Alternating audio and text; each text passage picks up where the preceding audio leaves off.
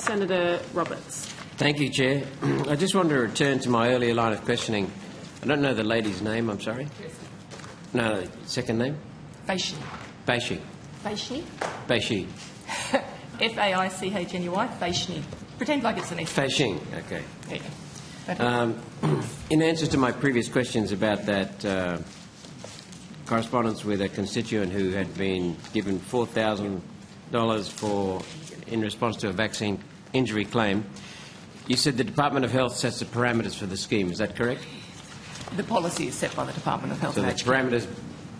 So Services Australia assesses against those parameters. Is that correct?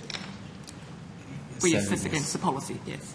Claim comes in. You look at the parameters, the policy settings set by the Department of Health, and you. Who looks at the evidence and makes a determination? So we have a number of panels that we refer to. I think we've had this conversation in estimates previously, that our officers in the agency will do an initial assessment as to base eligibility.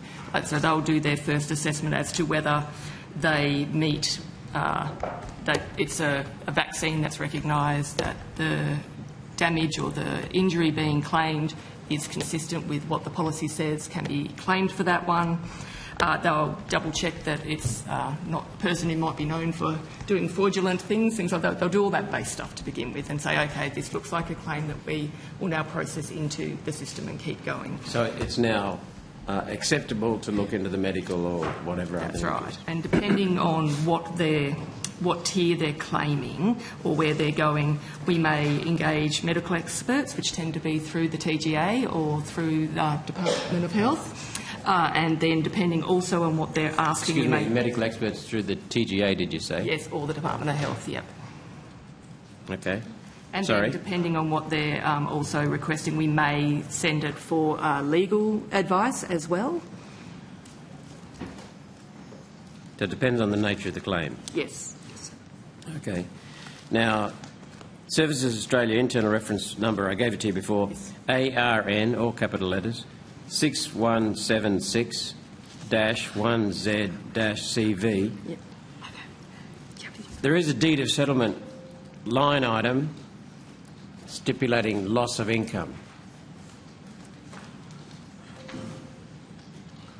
Why would a value of nil against income loss be assessed when she lost close to $400,000?